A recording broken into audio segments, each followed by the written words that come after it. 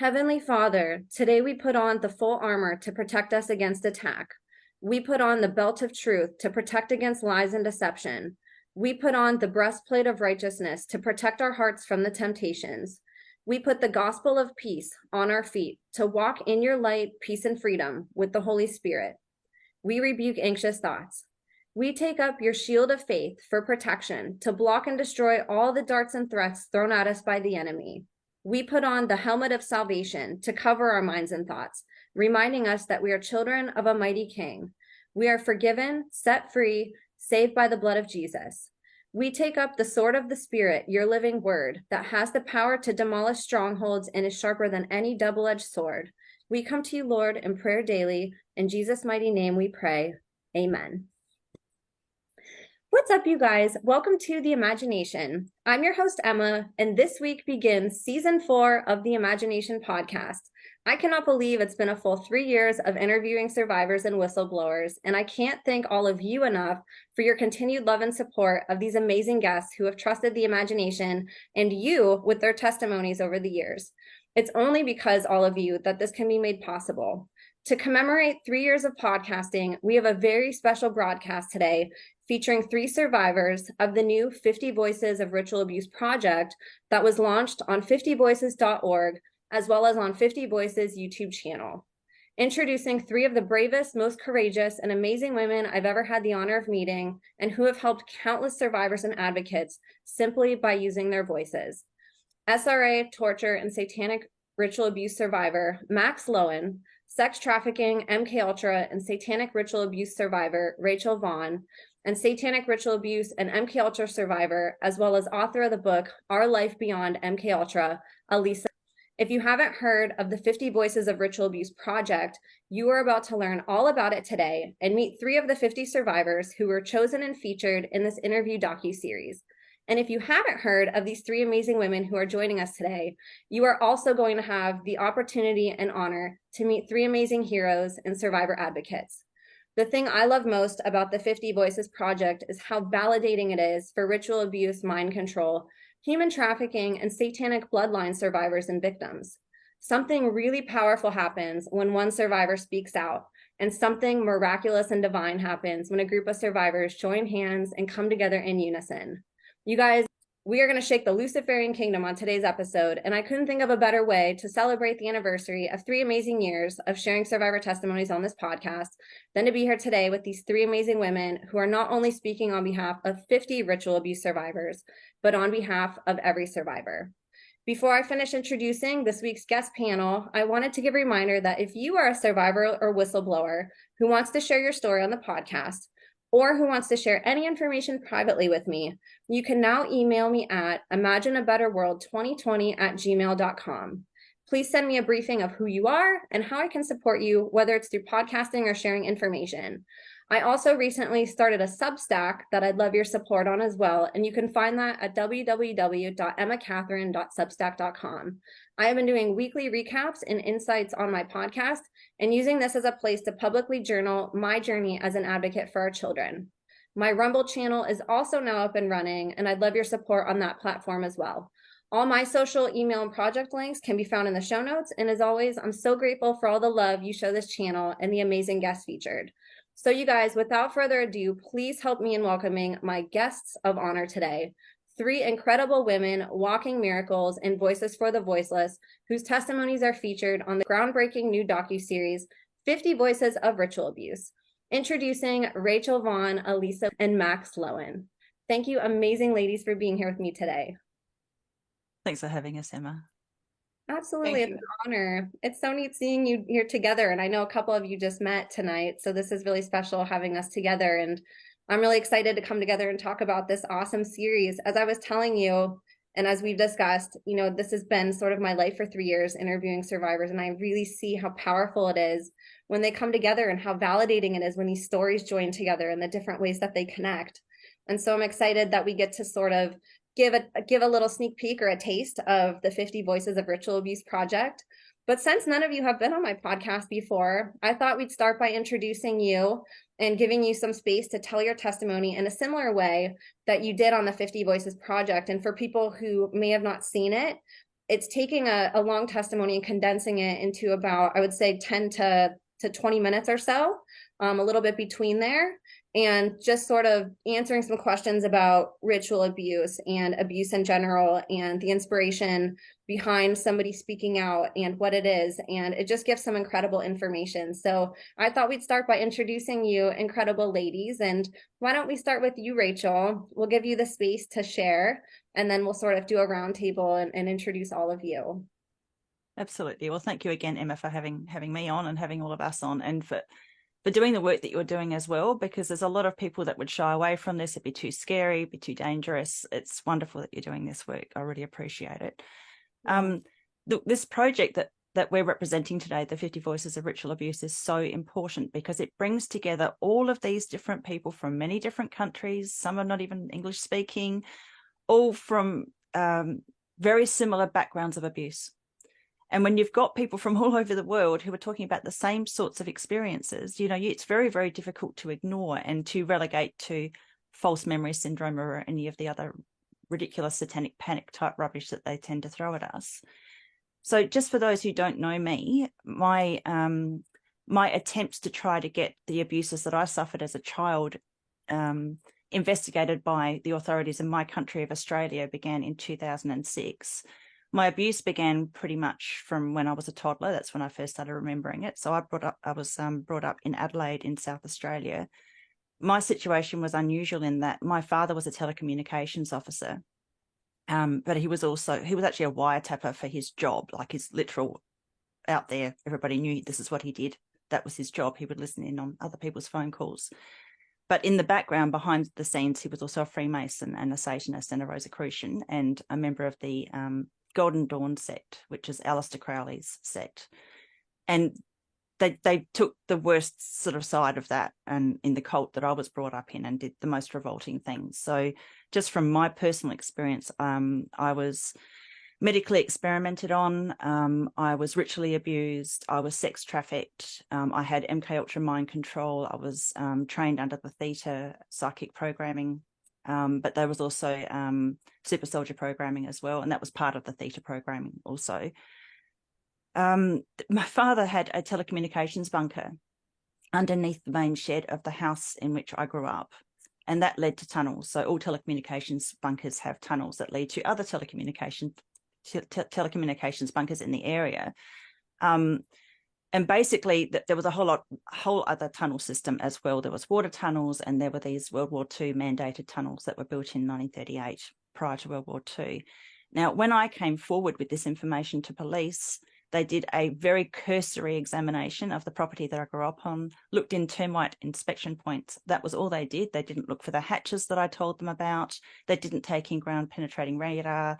So I spent 2.5 years after I first spoke out publicly and put my face to my name. That was in 2018. I had been speaking out publicly since about 2012, and I'd been doing my best to put in statutory declarations to authorities from about 2006, but I just didn't get anywhere. And so many politicians that I've contacted. I mean, I've gone through 21 different departments, and that includes, different police ministers, because it's been so long that I've been speaking out. One police minister would go out of politics and then a new one would be brought in. And so there were 21 in particular departments that I went through multiple times, and over 100 individuals that I gave testimony to, and they did nothing. And I've actually got a victim of crime application at the moment that's being assessed presently. So that might be one avenue of justice, but you never get compensated for this stuff. I mean, it doesn't matter. They could throw me hundreds of millions of dollars. It would never make any difference, because of the experiences that I've had. You can't pay someone to take out that trauma. But yeah, these tunnels, I managed to prove the existence of those. It took me 2.5 years of research, a lot of people helping me. So that tunnel system's exposed now. So I know one of the individuals that was living on top of one of those tunnels has now just recently gone bankrupt, and he has to sell. So I know I'm making a difference. It's helping, but it's been an extremely frustrating, long-winded road. And I've got 2 siblings who were also abused by my father, who was still alive, and a 4th sibling who spoke out against him and the abuses through the cult that she suffered, and she was murdered as a result. So that's 4 of my father's 7 children that spoke up against him, but he was He was never properly investigated. In fact, I did get him investigated after 10 years because I found the right politician to force the police to investigate him, but he died within a very short period of time of that investigation starting. So, you know, I did everything I possibly could. So now out of all of that, you know, it's interesting what can happen when you speak out and you keep fighting and fighting and fighting and fighting. You get your own justice. I've got my own justice now. I've put out enough evidence. I'm quite confident that most people who have seen my evidence would say he was guilty. He even admitted on this is the funny thing. In 2015, he admitted on film that his good friend Anthony Monroe had brought the dead Beaumont children, it's a famous case in my country, to our home, my childhood home that had the tunnels, in the boot of a car. So he admitted that on film in 2015, but he still wasn't properly investigated. So, you know, you've got someone making an admission like that. He was definitely involved in their disappearance and murder, but he was blaming his friend. And that friend's now a convicted pedophile because he was abusing my brother.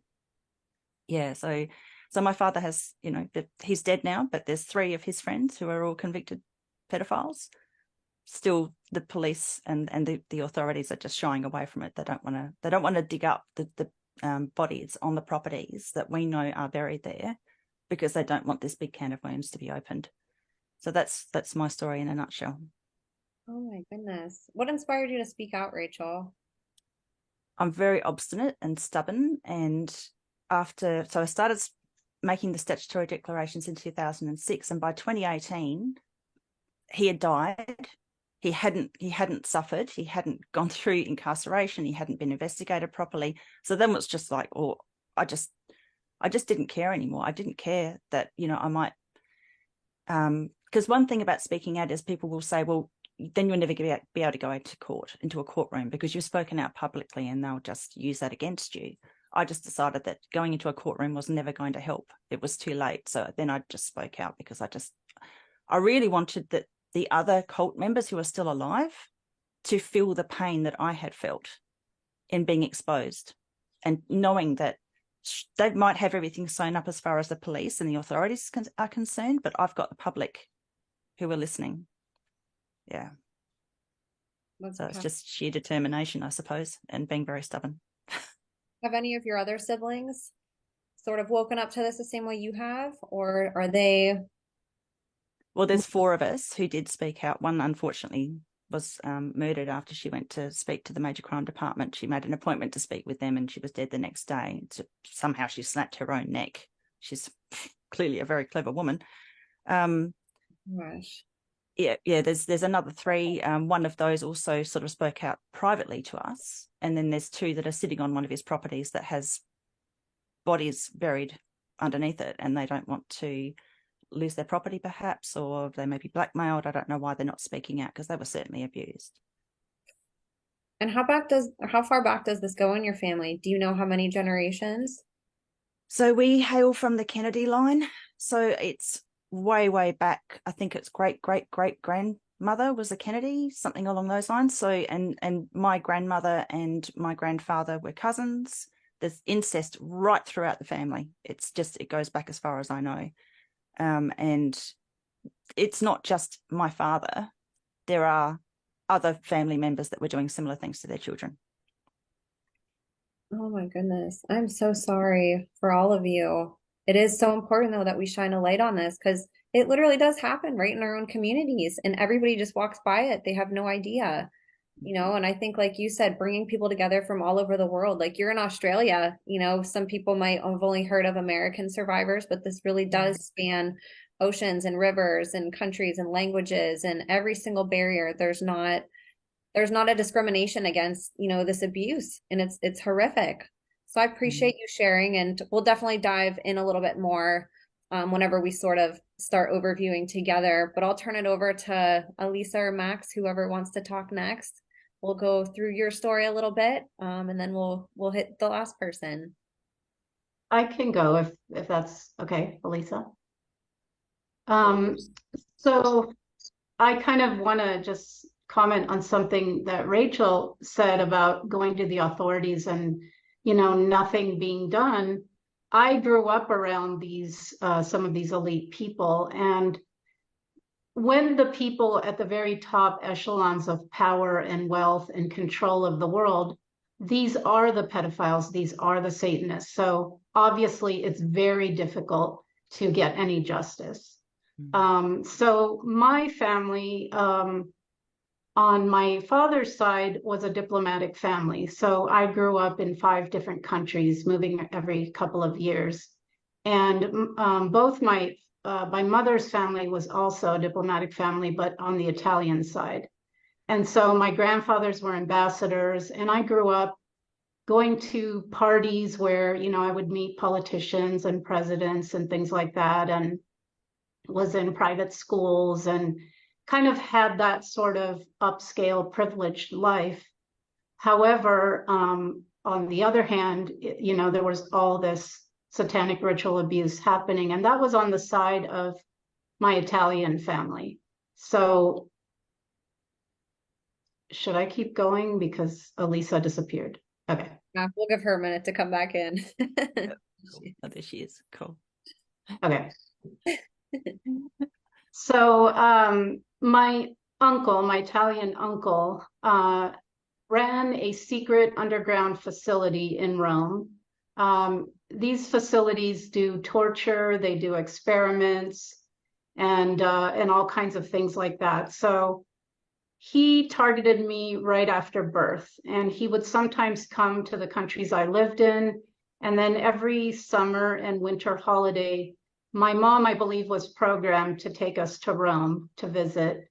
And then when I was 14, my parents divorced, and we were moved to Rome full time. So when I was in Rome, my uncle would take me into the facility and do things, do torture on me. And when I say, do you want me to pause till she comes back? Okay. When I say torture, I mean things like electric shock. I was buried alive with dead bodies. There were animals and people that were brutally tortured and killed in front of me. There was, you know, all kinds of physical beatings, rape. I was forced to be in isolation for long periods of time. I was put in these, he had these giant freezers that you can walk into where he hung cadavers of the people or the animals that he had killed. So I'd be put in that freezer for long periods of time. He had a room with cages where he would keep me and other children locked up for, you know, days at a time without food and water. And in this experiment, in this facility, he also did experiments that were psychological, in the sense that I would be faced with 2 people and told that I had to choose to kill one or the other. And I would say, no, I'm not going to kill either. And then he would say, well, if you don't choose one, then they'll both be killed. So these kinds of impossible situations. And then also some physical experiments, which I now understand to be MK Ultra, where I had to wear these virtual reality things and be hooked up to machines and all that kind of stuff. So that kind of describes the torture component. I was also trafficked out to Italian elite and European elite people for different periods of time. Sometimes my uncle would get a hotel room, and then people would come there and you know, rape me there. And his facility had an underground tunnel that connected to the sub-basement levels of the Vatican. So if people don't know, if you go way down, they have these special rooms, and they had this room with a giant altar. And I was taken there, and there I witnessed children, babies be brought in, and they would be brutalized and then laid on the altar and cut with a special knife from here down. The blood that flowed would be caught in these 4 chalices that they had at the 4 corners of the altar. And so here's the room has candles, and they're dressed up and chanting, and then they would pass the chalices around and drink the blood. So that kind of thing.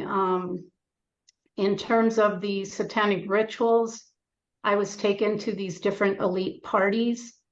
Some would be inside a mansion, you know, dressed up, black tie.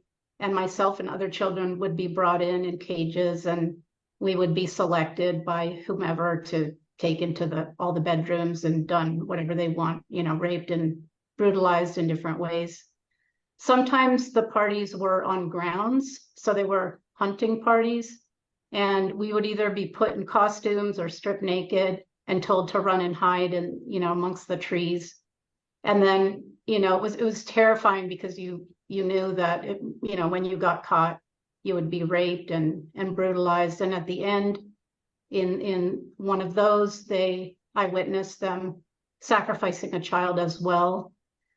I've seen babies be killed, be eaten, be raped. And in terms of some of the other rituals, I was put in a gang rape ritual, and I was impregnated after that. And they waited till I was almost at term and then did a very ritualized, horrific abortion that actually happened to me more than once. So this is later in speaking to other survivors, I found out this was not unique to me, that this has been done to many of us. And actually, as I met more survivors, one of the things I was astonished about is how similar our experiences are.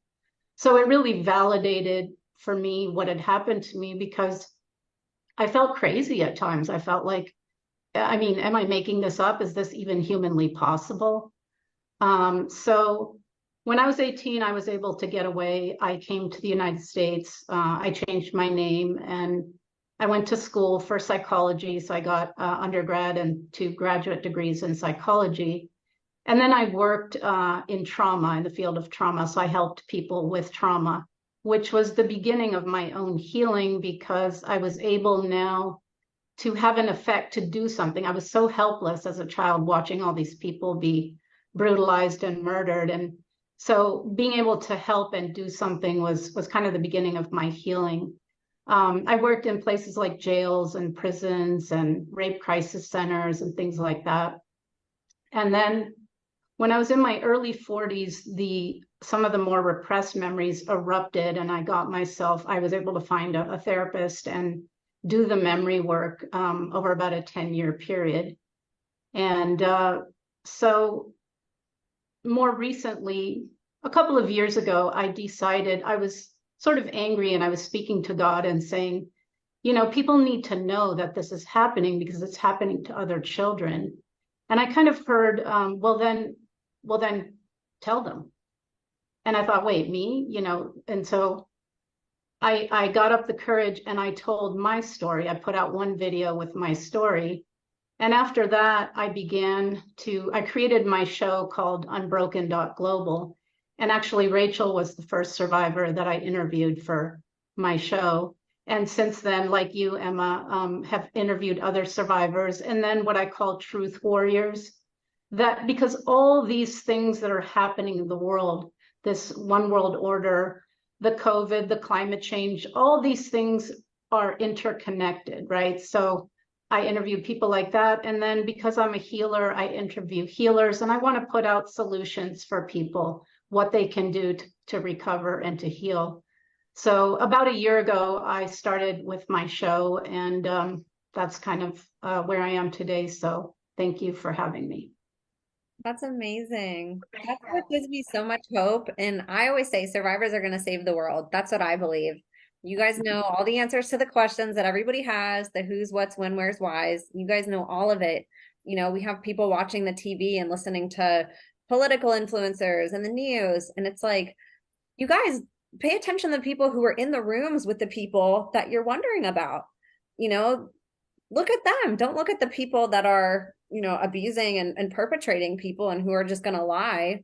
So I think it's amazing that all of you, somehow or another, after you speak out, it's like a purpose and a calling comes to all of you, and you take your pain and you turn it into these beautiful, beautiful purposes. I love that you're doing a podcast now, and kudos to you, because you have your own weight that you carry with your story, and you're inviting other people to say, I'll help carry your weight with you on my show, so I really commend you for that, because that's not easy to do. It's hard for me to listen to this stuff, and I haven't gone through it, So you being able to relate to the guest in that way and being able to shoulder that with them shows the depth of your strength and perseverance and just what a warrior you are. I think that's so beautiful.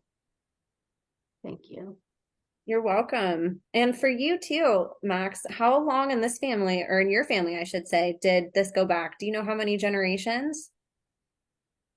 I know of one generation because my mother was obviously, she had alters, she was a multiple. And so she would either be very depressed, very violent. As a child, to me, it would be like she's gone. There's no one behind her eyes. And then she also participated in some of the abuse. So for sure, one generation. I don't really know further back than that yet at this point. Gotcha. And has anybody else in your family spoken out, or what do they think about you doing it? You know, I don't think anyone in my family is even aware that I've spoken out.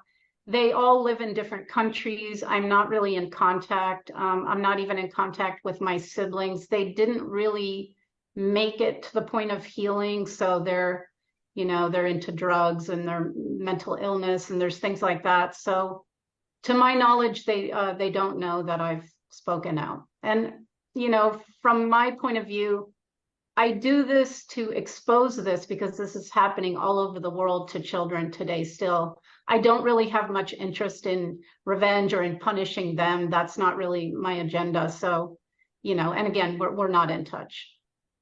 And what was your motivation for speaking out? Did you have a moment where you were like, I have to do this, or was it sort of cumulative?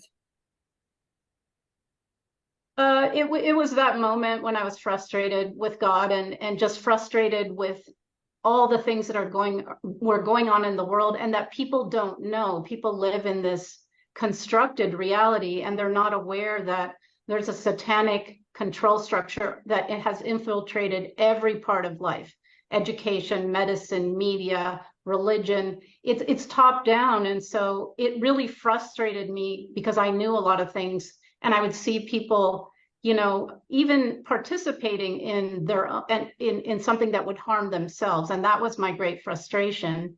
And so I decided to just come out and tell my story. It was kind of terrifying at first, but it's gotten much better now. That's amazing.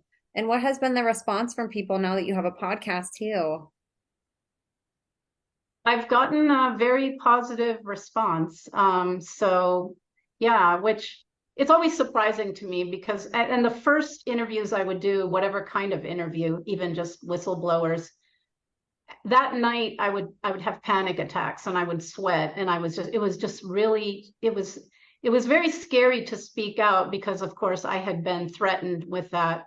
And I had actually had a suicide program inserted in me that if I ever spoke out, I would need to kill myself. That came up in therapy. It was very powerful to the point that I would actually drive to a train station and stand on the platform and hear this voice say jump, and then I wouldn't. And so I was able to kind of undo that program. It took about a year or so. So every time I did something like an interview, there was some kind of pushback internally from parts that they had created. But I consider that good because when these things came up, I knew what I healed them, right? So you can't heal them if they don't jump up and aren't in the present moment. So that's kind of my philosophy. Everything that comes up, every time I'm triggered, every time any of that, I just work on that part and I heal that part of me. And so today I'm much further from that place where I began. I think it's amazing, all of you being able to speak out. I think after we talk about this for so long, not that it becomes normalized in any way, but it's easy to sometimes not remember in a sense like how scary it was even for me to come forth and talk about this initially. And I love those responses of it's been met with mostly positive. I'm sure you've had your share of trolls and people who don't like you speaking out, but I feel even on my end that the overwhelming response is that people want to embrace this. Whenever they hear it, it's something that they can't forget. It validates it. When they actually hear it from you, they realize that, oh, this doesn't sound so crazy anymore. And I think it gives a lot of hope to people on the other side who are still scared. and who are dealing with this. Maybe they're newer to it, or maybe they've been suffering for 20 years and have never really told anybody, or are really scared to speak out. And I know speaking out isn't for everybody. I know there has to be that time that allows them for it, whether it's, stuff that they're still dealing with family. Like, there is a lot of risk speaking out. And I'm not just saying anybody should just do it at any time, but I love seeing the other side of that, and you guys being able to stand here confident and tall and say, I expected the worst and I was terrified, but I'm stronger now. And people, they didn't hate me whenever I came out. I had support, and people want to actually learn about this and listen. So I love that you're doing a podcast and that you're featuring survivors. I think that's so incredible. People need to hear those conversations, just those genuine, hard conversations, that it's not just this stuff, but people aren't willing to have even just uncomfortable conversations. Everything's so picture perfect, even on most podcasts. So that's why I love when survivors come together and talk, because it's getting past that facade, that manufactured reality, and saying, what's real? Let's talk about that. Let's talk about struggle is real, trauma is real. It's something that everybody goes through, no matter what degree or kind. It's a sliding scale, but it's something we all have in common. We don't all have in common that we're perfect all the time, or that we have filtered faces, or that, we're always happy, but that's what most people see. And so I love these new conversations coming forward, that hopefully people listening say, oh my gosh, I don't feel so alone. Somebody feels like how I do. They're not perfect, and they suffer and they struggle, and they've had a hard life, but they're smiling right now, and they've come so far, and that could be me. So I think that's really cool. Just the leadership, like you guys are standing up in a time too, when a lot of people are scared to. You standing up before your time, before society accepts this. And you're still doing it despite the fact that you could be hated, or you could have threats against you, or worse, and you're still saying the truth is more important. The children are more important. Speaking on behalf of survivors who don't have a voice is more important. And the more of you that do that and come together, it's like how you guys were saying, with speaking your story and bring justice in those small ways, where you see these criminals, all of a sudden, they're scared because they're being exposed. They might not be in jail, but they're wondering every day what's going to happen. That they're not sleeping good at night, and I think that that's really encouraging, just for people to see that, like, you can get justice in your own way, and your voice is important, and it speaks on behalf of so many people, and everybody that stands up. We're literally shaking the Luciferian kingdom. We're making them scared. There was a girl that I interviewed, I want to say like 2 months ago now, but she said a quote of, they honed a really sharp weapon and now it's pointed against them. And that's like, when you use your voice, that's what you do. You take that shame that they pointed at you and you're pointing it back at them, and it's so powerful to see that. So I want to commend you, Max, for all of you for speaking out, but for you doing your podcast too, and for shouldering other survivors' testimonies on top of your own. That's amazing. Yeah, thank you.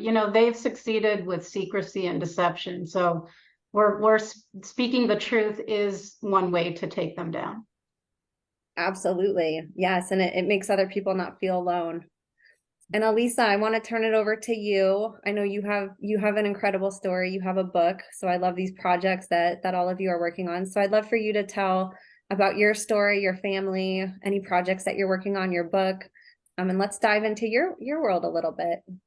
Sounds good. Thank you. Well, I was born in 1962, so I'm not sure if I'm a second model or a third model, but there's many that have followed. And just to say that I started out in the trauma-based mind control, and because of the years of use for me and the type of use I was under, I was transferred in the late 80s into a lot of the remote stuff, the directed energy weapons, which are quite popular now. The remote technologies are a whole new game. And that's really a big part of the reason that I'm redid the book.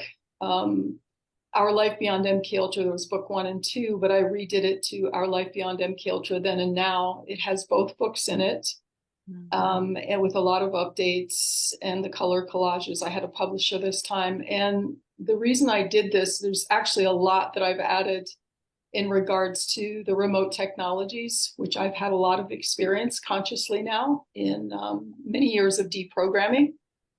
And I want to bring this forward because there's always going to be trauma-based mind control, because as Max and Rachel have shared, there's a lot of sadistic people out there that just really get off on this. But the new weapon systems are really, really important for people to understand, because they don't have to do that anymore. They don't have to take you to a facility. They don't have to start with you as a small child. They can pick anyone, anywhere, anytime, at any point in your life. And this is super important, because I think a lot of the misnomer with MKUltra and trauma-based mind control is, for people that hear it, is, oh, well, that happened to them. That doesn't have anything to do with my life. And when COVID hit, what I knew was this was end time programming kicking off. Meaning end time programming for me is when MKUltra, or what MKUltra used to be, which is many different names now, goes global.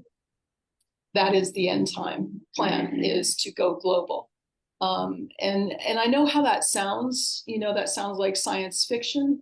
Science fiction is based on the truth, or the truth is science fiction. But this is super valid now. This is in every country. It's worldwide. The weapons systems are all around the globe. And I got to consciously experience that moving into deprogramming, which was a fascinating experience. And I remember the moment that I lost fear.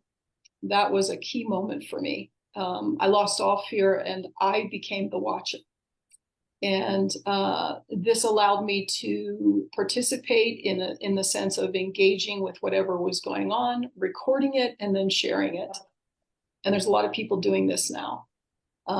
So my original training was trauma-based. It's I don't mean to make light of this by saying it this way, but it's the typical story. It's you know, severe sexual abuse, sodomy, torture. Not just trauma, but torture for the sake of splitting the mind. I even have memories of splitting. I have one memory of actually the process of splitting, and hearing a part of me over here doing something, and I'm experiencing something else over here. So drowning, fake drowning, threatening those I cared about to get in line. If I had an altar, getting out of line, threatening others that I cared about with torture or death. So it's really kind of a typical story, I think, at this point, with as many people have come out. My main purpose seems to have been through military and intelligence agencies. The Mormon LDS hierarchy brought me in, I believe, through their connections with FBI and CIA. I was not raised LDS. I didn't know anything about LDS. So my main purposes were sexual use and kill programming.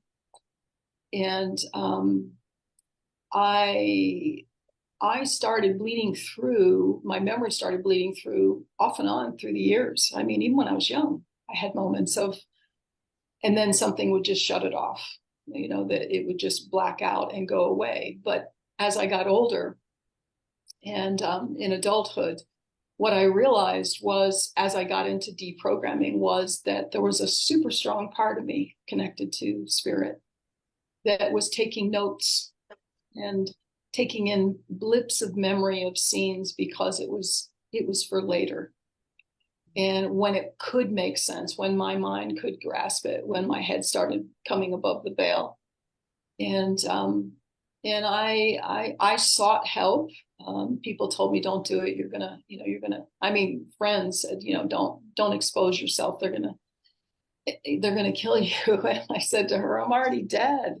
I mean, really, I spent my whole life thinking tomorrow I was gonna die. I couldn't explain why. I had no idea why I was gonna die tomorrow. But it was an absolute 24/7 adrenaline push, which I'm paying for now. I know my body has things that, between what they did and the stress of it, I'm having to turn around and try to heal some of these things. But I felt like I was going to die. So I took a lot of risks. And I talk about that in the book. I don't recommend doing it that way, but when I did it, there was nowhere to go. It was like, you got to figure this out on your own. And so I did, and it worked. And they sent handler after handler to try to dissuade me and bring me back under. And I kept recognizing them for what they were. And when a certain series of, this is because they know what you want, like they know what you need. Okay, that's what they send, is what you need the most. And you may not even know what you need the most, but they do know what you need the most, whether it's a father figure you never had, or a lover to help save you, or, and I know many victims who went for it. Some woke up later and some didn't. But they kept sending them. And when one style didn't work, then they tried the father figure and so forth. And I just literally hung on. That's what I did. There wasn't anything so virtuous about me or so superior about me. I just freaking hung on. And I remember having jobs and coming to at work, an hour into the job, because I had these great alters that just did everything. And every job thought I was the best employee ever, absolutely the best one. They had no idea what was happening when I went home. No idea. And truthfully, I really didn't either. I had these bizarre memories. I had no concept of mind control or any of it. Satanic ritual abuse, what do we do? So these memories would come and I would describe them in very layman terms. They're putting stuff in my mind and they're taking stuff out. I didn't know how else to talk about it. I'm on a military base. I might die here. Why am I on a military base? Why is this even happening? So the memories would bleed in, that strong part of me would record it, and then it would go away because I had to survive. And that's the way the system was set up. I did a lot of self-harm in my early 20s. I believe it was because that's when, shortly after the kill programming was taking place, I was actually out on task. And I wound up in, a therapist's office, kindest man I have ever met, beautiful man. I still see his face and his eyes. He had no idea what was happening to me, but it was the first time I knew that there were really good people out there. And they really, really could, people would want to help.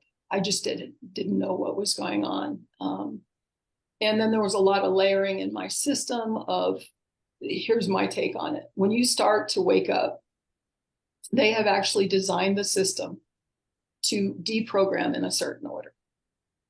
It took me a year and a half to realize that there were certain things that could come forward first, but you're never going to get to that stuff. So not only did they program it in a certain way, they programmed the deprogramming in case it happened. So in other words, the first to show up were all the child alters and the fragments, and it made me sound crazy.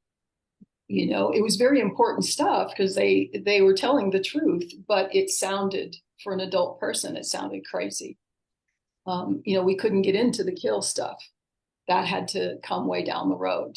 So it was really layered. And before that, there were these alien abduction memories. It was like there was incest and there's alien abduction. Then these kids show up and the story really starts to unfold. And if you can survive that process, you get to deprogram and you get to share what's really going on. But they design it so that you won't survive. And there's a term called flooding. And boy, oh boy, it is so accurate. I remember in the first year, getting up and 5 destruct suicide programs going off in one day. It literally, there were moments that I thought I jumped from the frying pan into the fire. I had no idea. My argument very early on was at least I knew what to expect there, and I don't here. And I wouldn't say that anymore. It's completely the right thing to do. But as you mentioned earlier, each victim, depending on their circumstances, as far as going public and so forth, they very much need to think about that. For me, the honest reason that I went public was to survive. I did have death threats, and I actually escaped one that it wasn't a threat. It was, I wasn't supposed to come back from that hike. And I was on high alert, of course, very hypervigilant by this time. And I also got notice.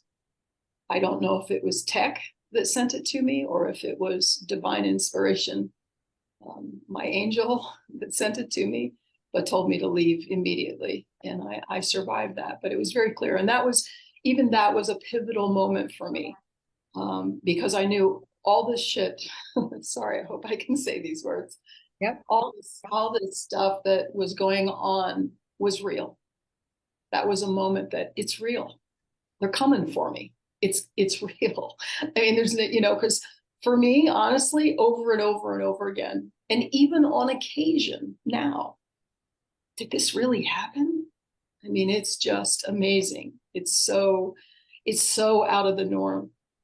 And, talking about some of the things that have come up in this discussion already, we're hitting the primal button for people.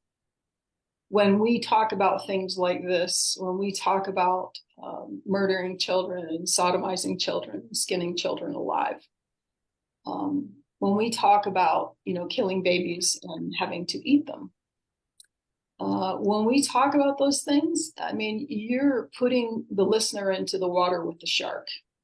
Okay, they're circling. It's that raw primal instinct of can't do it. That doesn't condone it. Okay, I'm not in any way condoning it. What I have found over the years is a lot of the information is being taken in for voyeurs. And I don't mean that in like they're pedophiles. I'm talking about just everyday people where they're taking it in and nothing changes in their life. Nothing changes. And I've shared with many, many friends over the years, good friends, good people, intimate friends. And I've told them all, until the bottom falls out from under you and your life changes, you haven't gotten it yet. You haven't gotten the fact that ritually abusing and sacrificing our young, which has been going on for eons, as long as we do that, the Luciferic, the Ahrimanic, the Asuric, they rule. And they will continue to rule. We will continue as a society to devolve. There's no stopping that. You can recycle all you want, and that's a good thing. And you can be kind to others, and that's a good thing. But until we halt that, until the masses come out and say no more, we will continue to devolve. And honestly, that's what I'm witnessing around me, is this slow, not so slow anymore, devolution into unconsciousness. I call it, some of my friends talk about the new consciousness, and I talk about the new unconsciousness, the level of what we've seen. And for example, with COVID, this is MK Ultra on steroids. There's a difference between trauma-based mind control, big difference between trauma-based mind control and conditioning. They can go together, and trauma-based mind control uses conditioning, but it becomes literal mind control programming, when it crosses that point where you can start splitting the mind. But society, global society, is under extreme levels of conditioning. And we haven't quite jumped to mind control, but it's right around the corner. And it's so interesting to me, several things that came up in early deprogramming were almost prophetic. I didn't think I'd be around long enough to see things. And one of the things that one of my alters said was, they're coming for all of you. And this is how it's going to happen, which is fascinating watching what's going on. She said, this is how it's going to take place. One day you're going to wake up and you're going to do what you always do. And you're not going to know that you completely lost all free will, that you have completely handed it over. It's just life is going to go on. And I see that happening with people around me. who have completely given them over their sovereignty. They didn't have any, I don't think, to start with, but they've just given it away. And they want to be told how they should be and what they should do. And that is mind control. I mean, it's like I said, it's still just extreme conditioning. Everybody hasn't lost their choice. When you lose your choice, and that's what happens in MKUltra, that's what happens in trauma-based mind control, you lose the choice. It's not you out there doing, it's a part of you out there doing it, but you have now no free will. They take your will. And that's what they're attempting to do, in global society. And I've seen some things come across, things sent to me recently, and that's what came up was until a vast majority of people raise holy hell about what's taking place in the world, we're going down. We're going in that direction. I'm not saying, don't get me wrong, humanity's not going anywhere. Okay. There's those that will choose the right path and those that will choose the other path, or not choose at all and just go that path, which is, I think, a part of what's happening now. But we will split. We are splitting. We're currently splitting. And I'm not I have a tremendous amount of faith about what is going to be way down the road. And I'm talking in our evolution, several thousand years. My heart knows, and I'm grateful for that through my practices and my studies, that has been gifted to me. But my point of speaking out and doing radio and redoing the books was I don't feel I have to save anyone. I'm most concerned about children. But as far as adults who don't want to know or want to voyeuristically listen to all the hoary-day tales and then, go off to Disney World or whatever, I don't feel I have to save anybody. I'm very grateful for this. In my spiritual practice, I now know what I have to do. I know what I have to do. How many people know what they have to do? I know what I'm here to do. And all I have to do is keep doing it. And of course, survive in the process, which isn't so easy. I'm currently, as you know, living in my car. I have been for some time. I'm in a place now and I'm going on my way to another state for a house sit for a period of time. And I just know what I have to do, and I just have to keep showing up.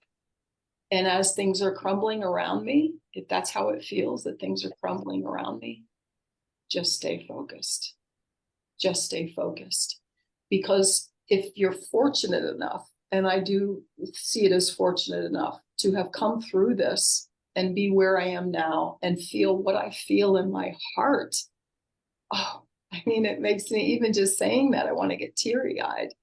What I feel in my heart for humanity, and for the children who don't have a choice. That's all I have to worry about. The car works right or it doesn't work right. I have a place to live or I don't. It's quite comfortable in my car, by the way. I got a wonderful futon mattress this time, so I was really prepared. But that's what I need to focus on until the day I cross that threshold and go to the other part of the journey. So thank you for, being a part of the 50 Voices of Ritual Abuse and having us on. And yeah, I think that's it. It's my honor. What an incredible story. And you're so right about all of that. And one of the things that I love, aside from, I loved everything that you said. I love that you brought attention to directed energy weapons. Not that any type of abuse is more validating than others, because all these stories are hard to quote unquote prove, especially because that's the whole point, but with dues, there's literally no person that you can see at all on the other side. You'll never have a recalled memory of who's doing it. ever. And if I may interject here, I would like to say a couple of things about it, because I had very conscious experiences in deprogramming. But you could be in a crowd and they'll single you out and you're having an entire experience and no one around you will be having that experience, nor will they believe you. And I actually had the experience. This was one of the problems. I don't know if they've worked this out, but I actually had the experience one night. There was something that would happen when I was moving into that deep state of sleep.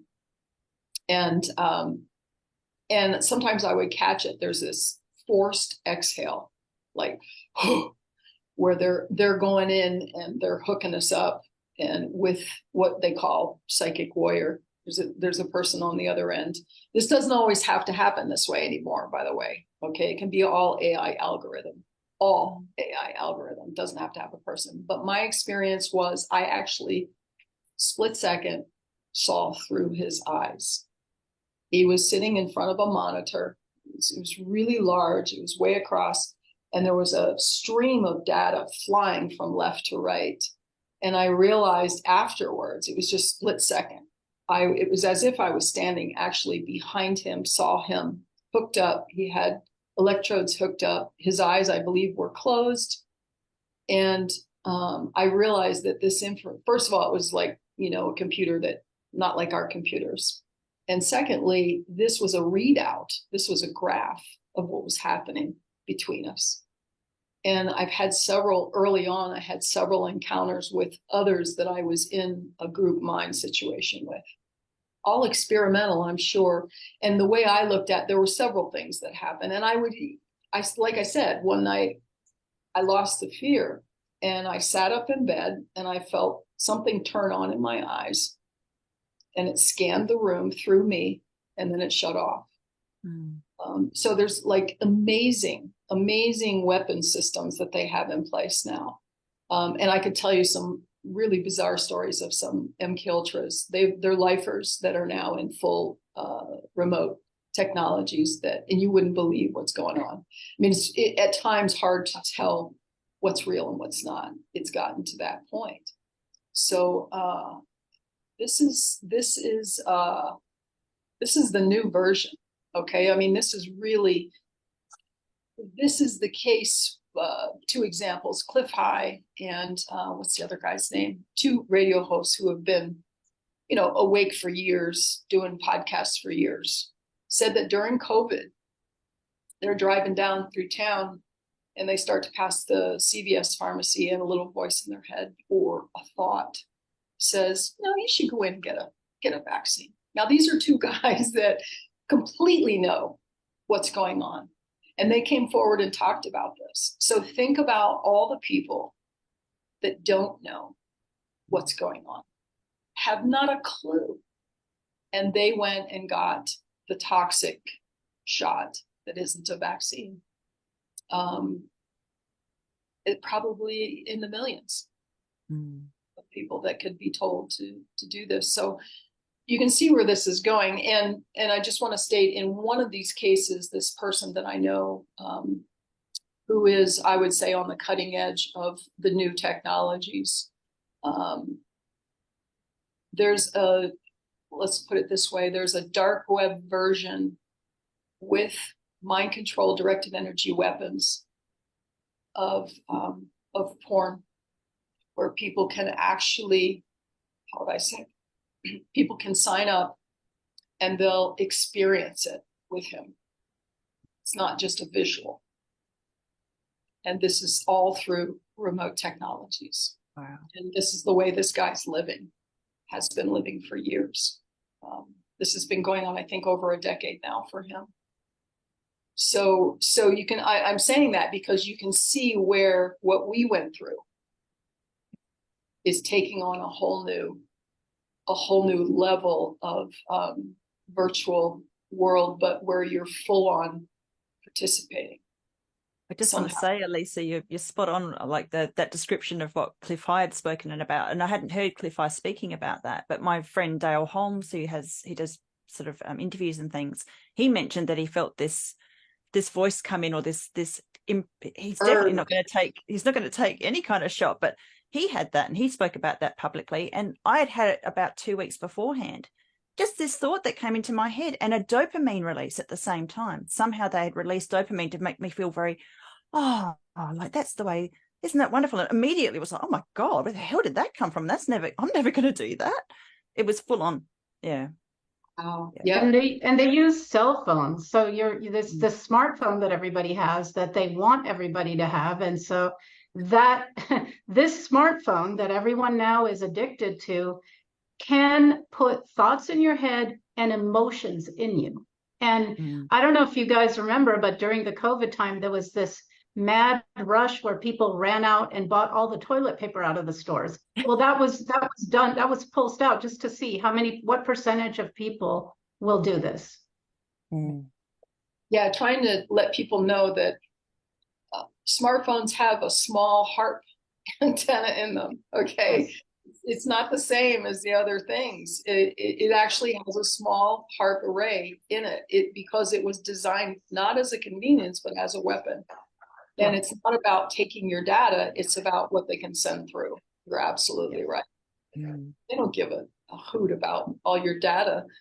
They just, I mean, look what happened in Lahaina. How many smartphones and smart materials were set on fire and burned those houses down to nothing? I mean, it could be lasers from above, but they could set the phone off too. I mean, it's an incendiary device. It's got a lithium battery in it. It's, it needs a big bang, a bit of water, and it's off. Right. Right. So validating hearing you ladies talk about this. That's, in my opinion, all of this stuff is generally hard for people to accept, but the directed energy weapons, targeted individual technology side, people are just, they'll maybe look at human trafficking, but they'll laugh at anybody who says that. And even the survivors that I've had on my podcast that are TIs, they're met so warmly by the community, but that's been the hardest topic for me to get in front of people that are just waking up or who are, trying to learn about all of this. It's just because it's like an invisible abuser, and I think that that's so hard for people to comprehend, so that's so validating. I know that survivors listening and people listening are going to be so grateful that all three of you validated that. Yep, you're good. And they've used psychology forever to do similar things, so if people want to go research the Milgram experiment, in a nutshell, 65% of volunteers were willing to give what they thought was a very high electric shock to the person. They didn't know this was part of the experiment. 65% were willing to give shocks that might kill another person because authority told them to, right? And all through time, they've done all kinds of experiments on us psychologically, and it's not exactly the same, but they have used trauma to fragment the collective human population in the form of wars and all kinds of false flags and famine and poverty, which is engineered and not necessary. So they have constantly kept humanity in a state of trauma over and over and over again. And just like the individual, we dissociate and we split that off and have amnesia for it for a while. So people aren't learning through history because of this phenomenon. And then when the splits happen, the subconscious is right there to be programmed, and then enter education, enter the media, and all these pharmaceuticals, vaccines or pills, they're part of the programming as well. So this has been done from every single angle, but Elisa's right. Now with technology, they don't need to go to the lengths maybe they went to with us. It's there, and it's invisible. Yes. Thank you so much for sharing all of your stories, and for sharing these really valuable lessons and projects, and just really validating elements of your stories and what you know from being on that side of the fence for other people, because you're going to make so many more people feel so much less alone and validated just from all of you coming together and being able to speak on this. And I want to shift gears a little bit. I want to talk more about all of this, but I know Rachel talked a little bit whenever she opened about the 50 Voices of Ritual Abuse project. Does anybody else want to sort of lead us into that? I want to get I want to start talking about this too, because all of this goes into it, and then bringing in all the other people who are involved in this project, and we can talk about what you guys have learned and just about ritual abuse and these different types of abuses. Does anybody have anything else that they want to say about the project in general, and sort of maybe why it was formed, a little bit about it, and what do you want people to know about 50 Voices? Well, I'll just say something brief, which is it's been really, really fascinating for me. And I have met survivors prior to this project, but really seeing that the overlap between all our stories. So, there's always been attempts in history, all the way back to Freud, who published the Oedipal theory to pretend that children actually want to have sex with their parents, and all the way through history, the false memory syndrome movement. And there's always been this attempt to deny that this is real.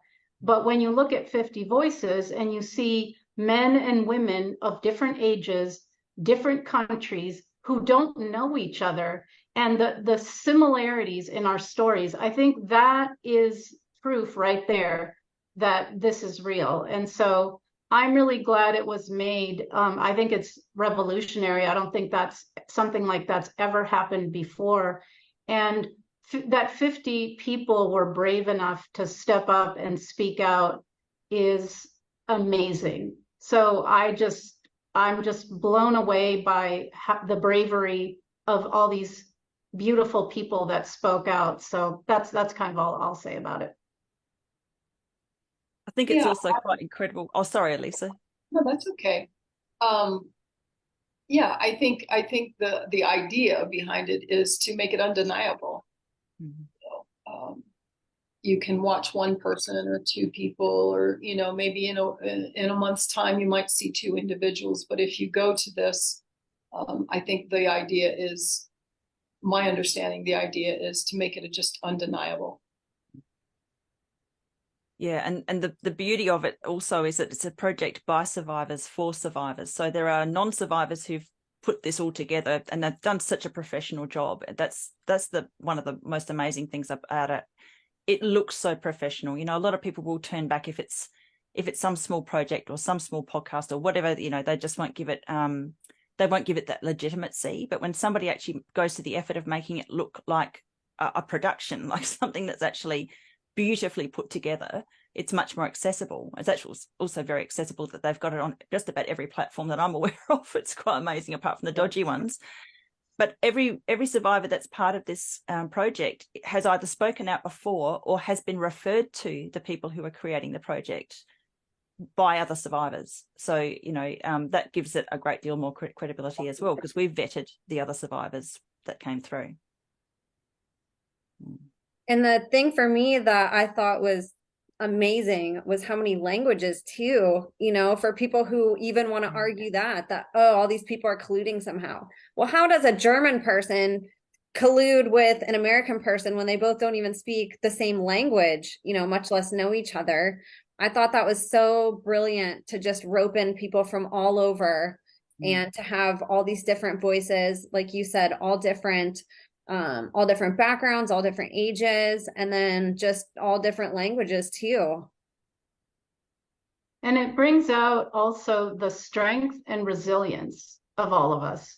We can heal and we can come back from things. And the person that you referenced early on, Emma, who said basically they made me into a weapon and now I'm using that weapon against them.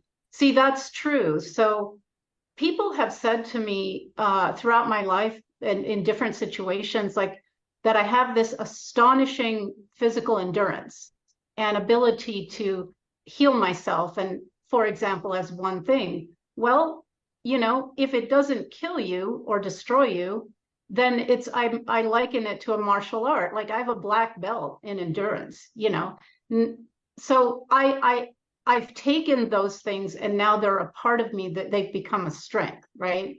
And I was trained, I have a photographic memory as well, which served me really well through school. But now that memory is going to be an asset that I can use to affect change and good things in the world. So there's also, you look at all these people here, and they've been through horrors and terrifying things that shouldn't even exist, that are unspeakable, that are beyond what people can imagine.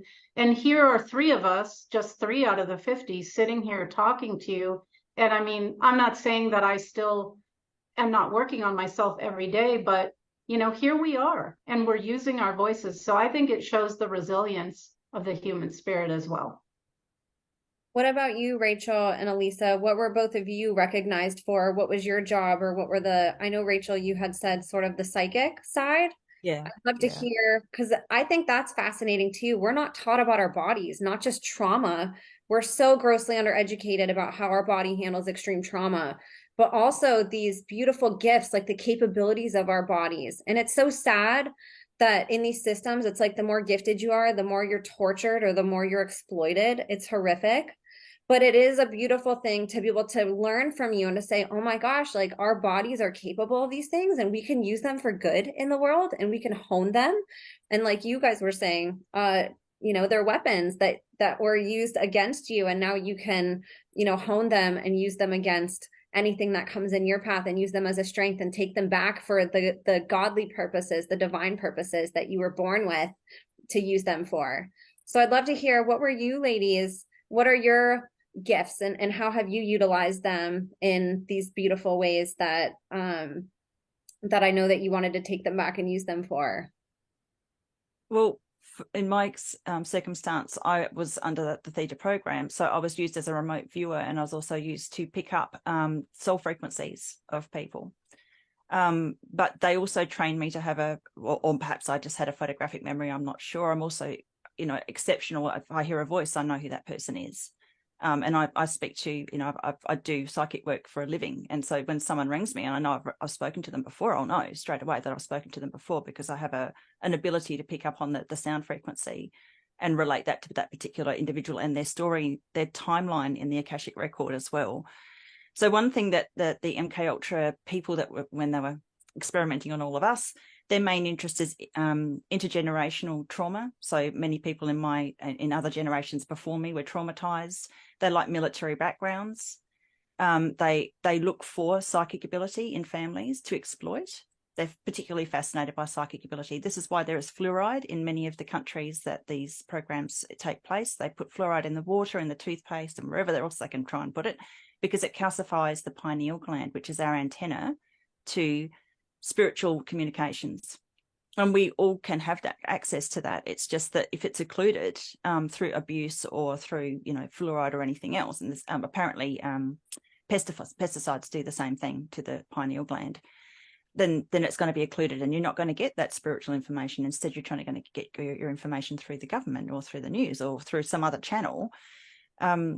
So I was used in many ways to spy on people as a child, which I feel guilty about now. So very much what Elisa was talking about, I was a weapon, but they also weaponized me in other ways, which I haven't spoken about publicly, but it made me very dangerous. And again, I think possibly that's why they don't bother me now. I mean, I've had paid trolls who've gone to great lengths to try and discredit me. And it was brilliant because it gave me that extra incentive, because I am so stubborn and obstinate and determined. It actually fueled me putting out the evidence that I put out, which is irrefutable, and they've shut up now. Oh my gosh, that's amazing. That's amazing. And what about sorry. No, go I was ahead. going to say, one thing I know is I was definitely trained as a seductress, a sex slave. In the circles I grew up in, I speak several languages. I have these I've these social skills. So I was trained to, and then paired with a photographic memory, to seduce and all that. I was telepathic. I mean, I think all of us actually are. It's just been dumbed down. But I was highly telepathic, and mostly in a feeling sense. So there were a lot of experiments where people would be tortured or animals in front of me, and I would feel every ounce of it.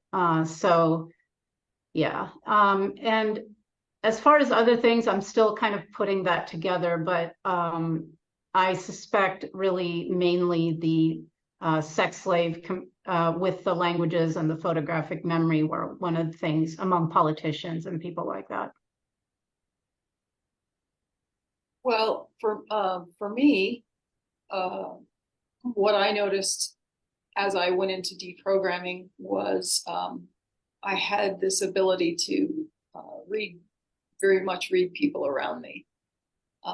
And however, I will stay, how would I say this? There are certain things that belong to alters that I no longer have, certain abilities and skills and so forth. And I go out on this limb, and I always have from the beginning. A lot of those belong to the entities that were running my altars. And so when I cleared, which took whatever length of time for various altars, but when I cleared, a lot of that went away.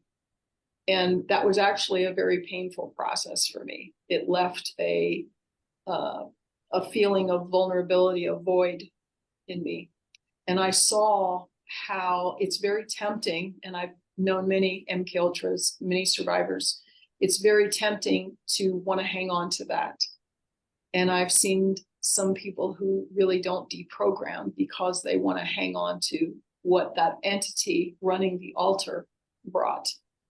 And that's what I went through.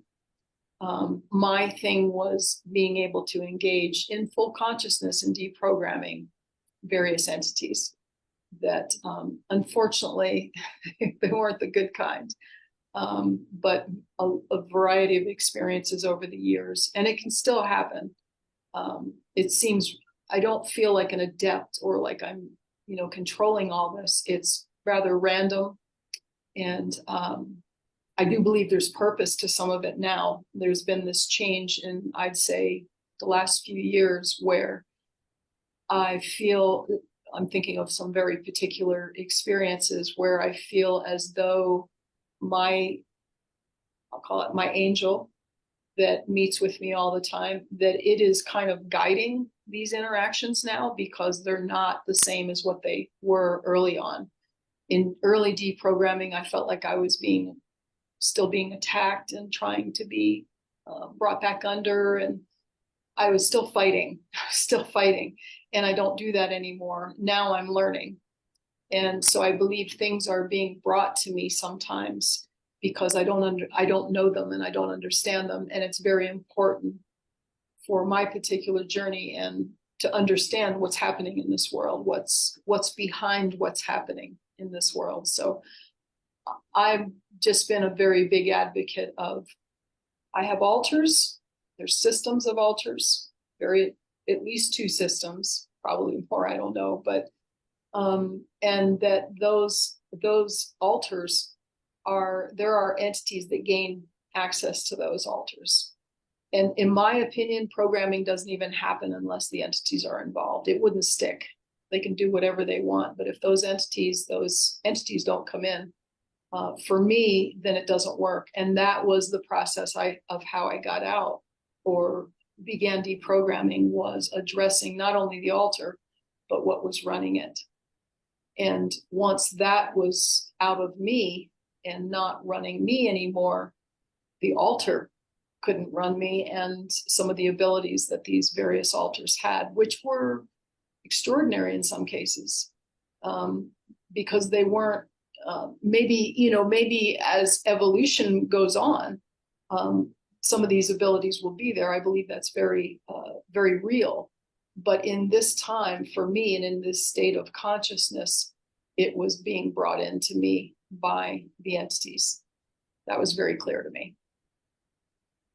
Wow. And I'd say these entities, when I was below the Vatican witnessing these rituals, the sacrifice of the children was to bring in demonic entities into the people's bodies, and they willingly replace their organic God-given soul with a Luciferian entity because they're promised all kinds of material wealth and fame and power and all that. So, and the way I can describe them, they're not corporeal, but I could see like a smoky dark shape, and mainly I felt this blood curling cold. it was so cold in the room when they would come in that it was unbearable. So because also people have said to me, well, how can human beings can't like rape a baby and, skin a child alive and all these things. Well, they're not exactly human beings, so that's the answer to that. Absolutely. Absolutely. This is, and it's fascinating to me that, all these elite that are either raised in the family or give consent. Here's the irony. They're under total mind control. Yeah. They are completely under mind control, doing all the, I watch people like Klaus Schwab and Bill Gates, and who's probably MKUltra, Elon Musk. I watch these people, and the women too. It's not just men. I want to make that really clear. As a matter of fact, sitting on that throne down below in the occult world, that's a woman, baby. Okay, that is not a guy. So we'll even it up with the sexes, but it's like this is mind control. Now that doesn't condone what they're doing. Don't get me wrong, but this is mind control. Possession is mind control. You're being controlled by an entity. I know, I know what this looks like and feels like. I experienced it in deep deprogramming. I'm this 1 minute, and now I'm this, and I'm witnessing it. I mean, it was like, wow. Even facial changes. I saw facial changes. I remember walking by a mirror after being severely triggered by someone that I was programmed to, and had to do a double take because I'm not quite sure who I just saw in the mirror. So I got the opportunity to see that. And I mean, this is real. Like you said about the feeling in the room. Oh my God. I mean, it is hair raising. And so and know that the variety is legion. Okay, there's a hierarchy. There's the high level ones, but they go all the way down to just parasites, which I have witnessed in deep deprogramming trying to attach to me, just a parasitic entity. So the scale is huge till you get up to the real high level. The high level beings. And it's my opinion that everybody is walking around with entities attached and sucking off them, and because we're not all evolved yet. We're not all we haven't moved into that place of our consciousness, our mind matched up with our heart. We're not quite there yet. So this is the journey, but it's influencing all of us. It's just to what degree and where does that entity fall on the scale. And when you get up to the higher levels, you're talking possession. And possession is mind control. I know that for a fact. And the reason they bring these entities in is not just for power and not for, that esoteric knowledge in this dimension. It's because those entities, the hellish realms are predatory. So souls can be consumed by more powerful souls in the predatory hellish realms. So they either don't want to leave the earth plane at the death of that soul might have left a human being, doesn't want to leave the earth plane, will attach to somebody else, worked through them, and then try to amass as much death and destruction as it possibly can to get to a lower frequency of power, so that when it ends up in the hellish realm, it's got a greater position. So there's a massive hierarchy involved. Yeah. That's what motivates a lot of these people and these souls that are working through them. And these people need to understand, these guys know this. These groups know this. They know all this. We don't know it anymore. It's been taken away from us. They have all of it. But one of the things I discovered, just to give a sampling of this, I actually took out people in the network. That was the main thing. I'm not saying everybody was, but it took a long time to realize these were people that were in the network that for whatever reason became expendable. And what I discovered was that by anytime you have a violent death, anytime you have assassination, a murder, a violent death, and then think about the mass murders that have happened, but anytime you have that, the person gets locked in a realm of the earth at first. I don't know when and how they get out. But what these brotherhoods of the left-hand path know, they can send someone out like me. I take somebody out violently. They go in this locked realm. And then they, through a series of rituals, can reach out to this person, this soul, and gain information from this side that they're not supposed to have on this side. And that was an incredible moment for me to realize that there was behind these murders was this esoteric purpose that they know about that people don't even know it exists. I mean, my alters didn't know. I was a soldier. I did what I did. And then there were moments when the memories came back, I was totally confused. Why did it have to happen like this? And because they know, those left-hand paths know exactly what they're doing.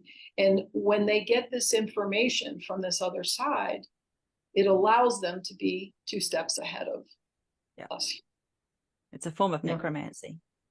Yes. Yeah. And I'd love, if you ladies don't mind, I'd love to dig actually more into this, because I think too, like how all of you were saying, you know, society has really left out that spiritual element. You know, we're all but stripped and we're left with this physical element, and that's all that we know growing up. That's all the real world, you know, consists of, according to what we're taught. You know, and I think we can all agree that any type of child abuse is satanic in nature. It all is. But the difference between, say, satanic ritual abuse or ritual abuse and, you know, other forms of abuse is that spiritual element, is the demonic side.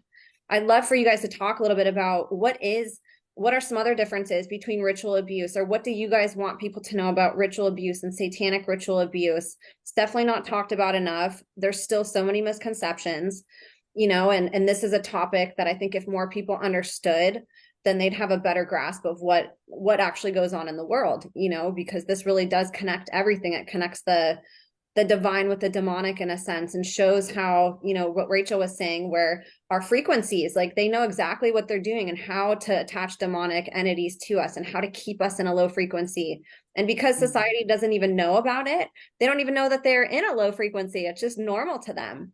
So I'd love for you guys to talk about, you know, ritual abuse and satanic ritual abuse and what it is, whether that's through examples that you want to give from your own testimonies, just insights that you have. Max, you talked about some stuff whenever you're going through your testimony, but I think this is a really important topic, and obviously it's the focus of this whole docu-series, 50 Voices. So I'd love to dive into that a little bit more with you guys about the spiritual side and spiritual abuse and really what it is.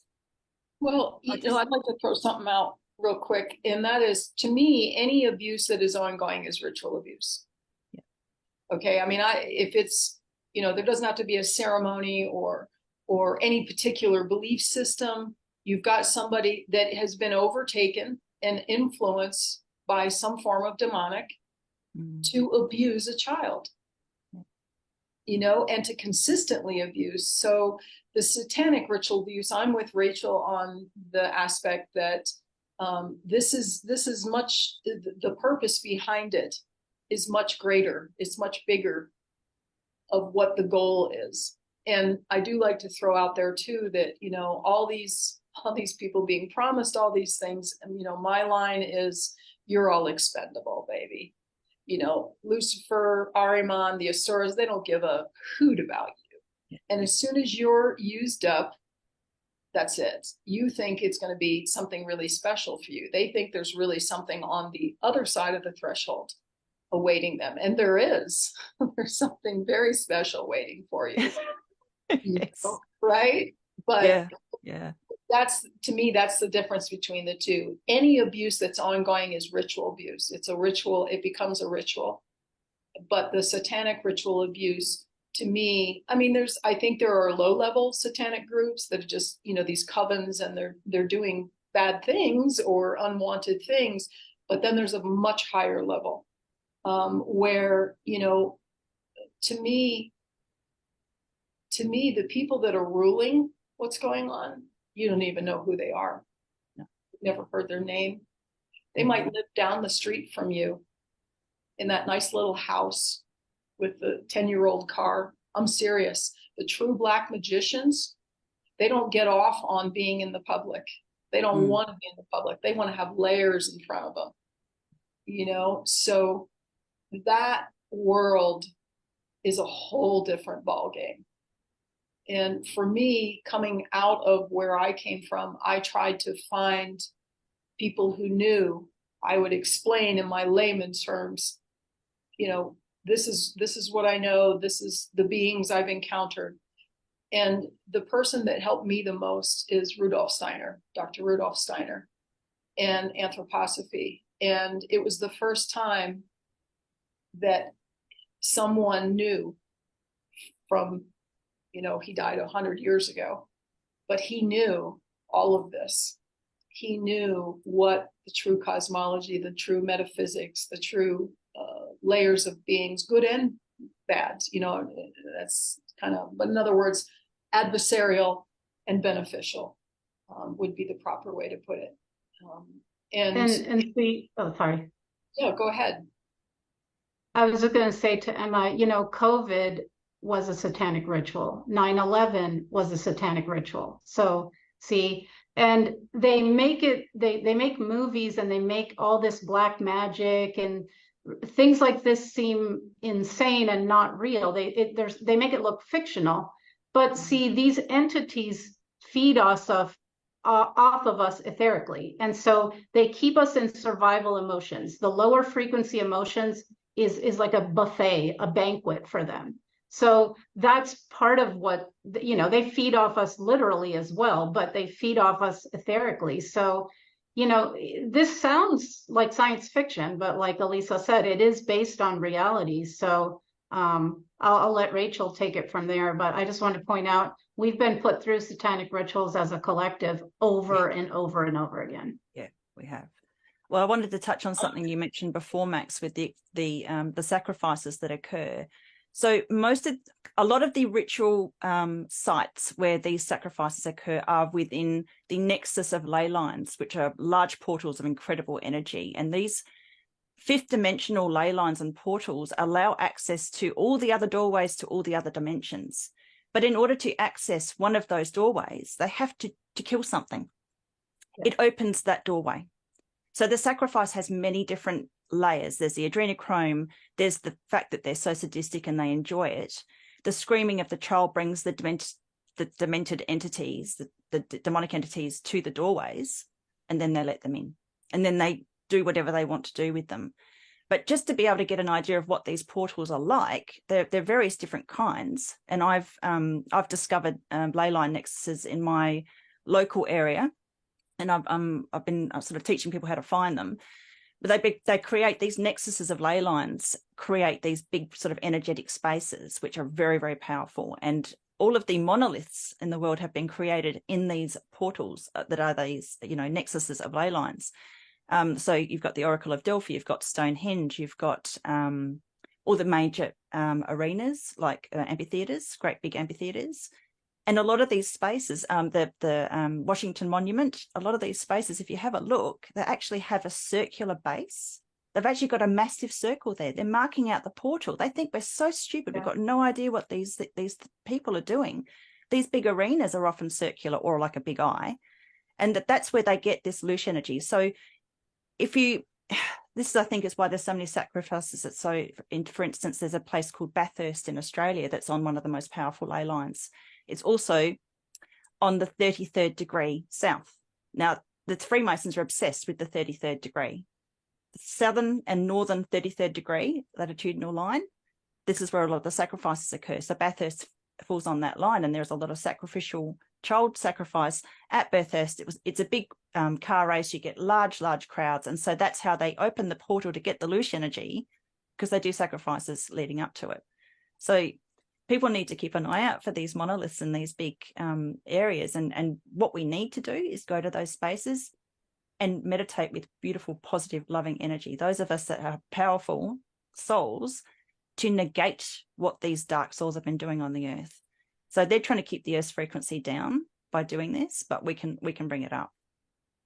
Yeah, and the Vatican's one of them, Rachel, you know, exactly. With that round exactly. front. Yeah. And interestingly, Washington, D.C. and the Vatican are not part of any country. They're their own, they're their own legal countries. So that's kind of a little interesting twist as well.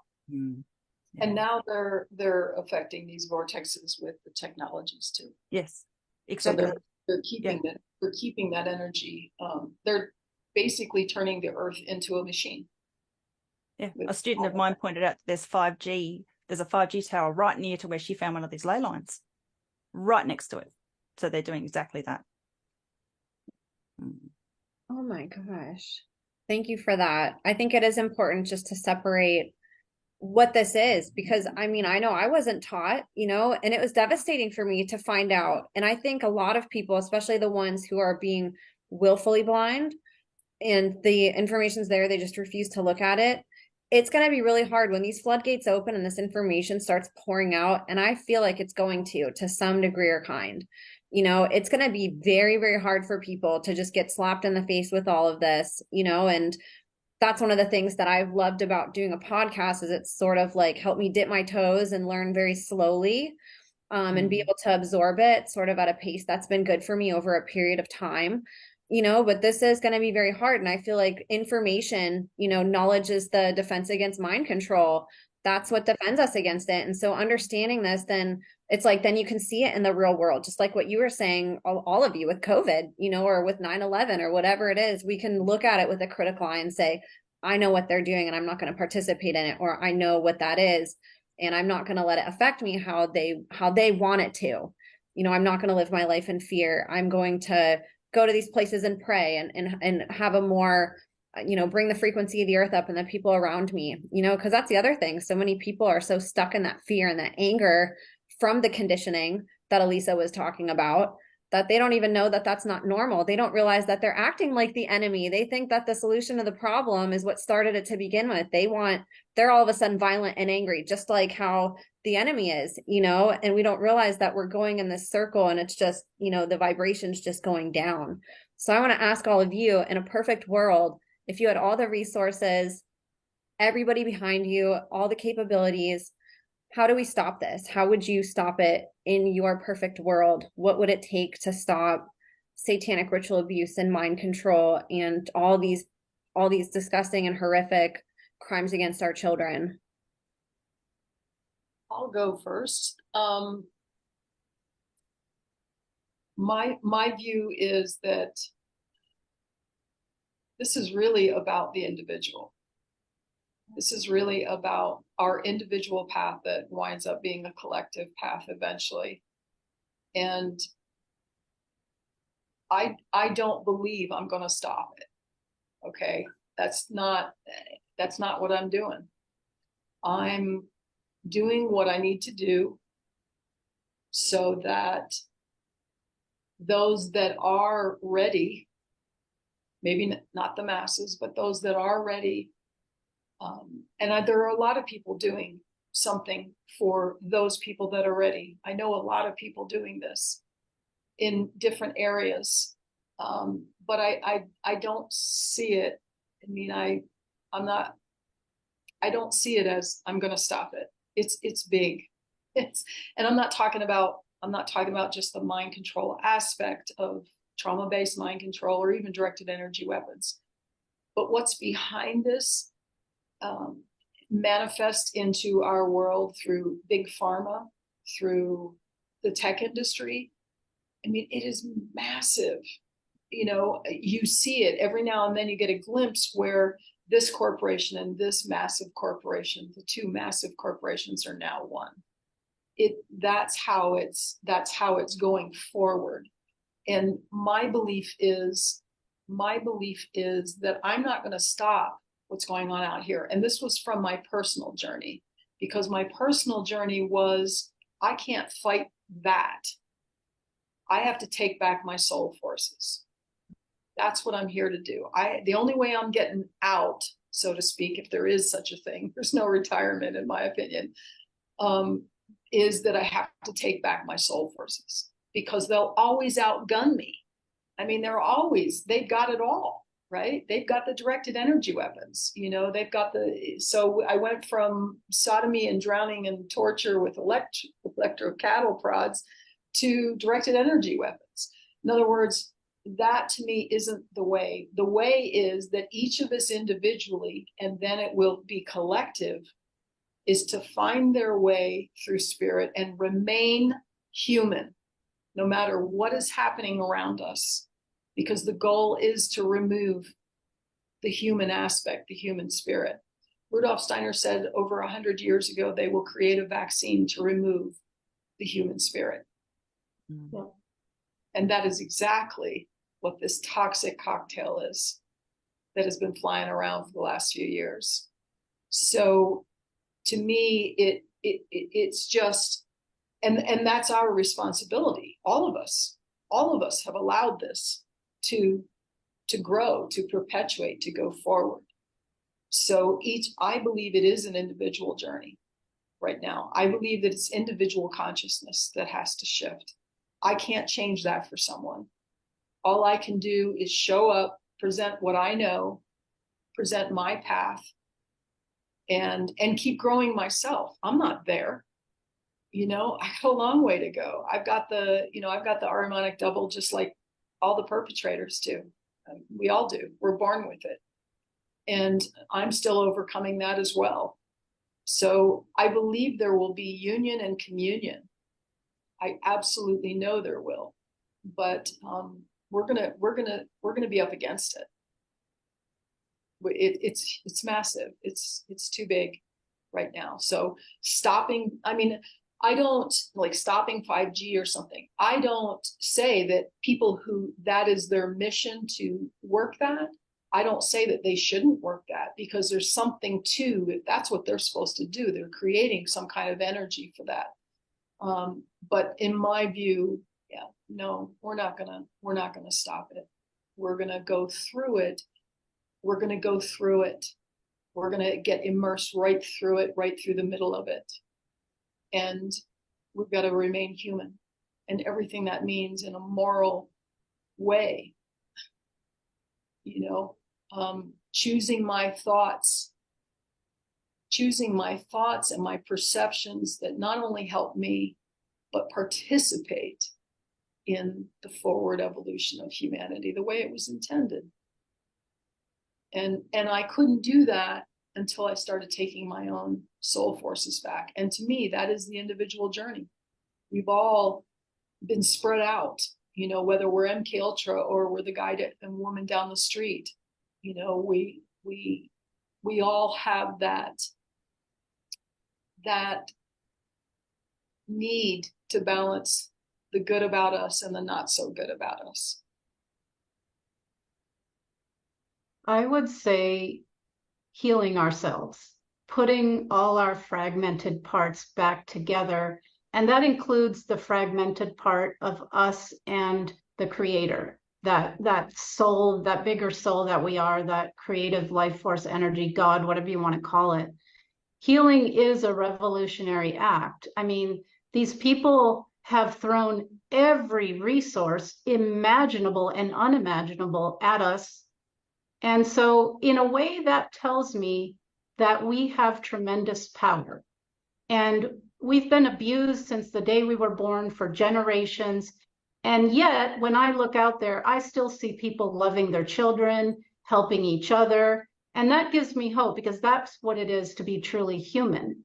And so if they have gone to such lengths to destroy us and mind control us and devolve us, then that tells me that if we heal and if we put ourselves back together, and if we get the knowledge and know what's going on, that we could step into our power. And I think we have much more power within us than we realize. That's been, controlled and devolved in us. So I do think that's the journey, and if all of us do that, I do believe ultimately the light wins over the dark and love wins over evil. And we are inherently more powerful than these people. And so we just need to we need to heal and step into who we are and remember our mission. I came here to do what I'm doing now. And that is why I get up every day, and that keeps me going, and I don't care about anything else. And I believe all of us came here with a mission. So if you can put yourself together and step into your power, remember who you are, your mission, I think we're unstoppable at that point.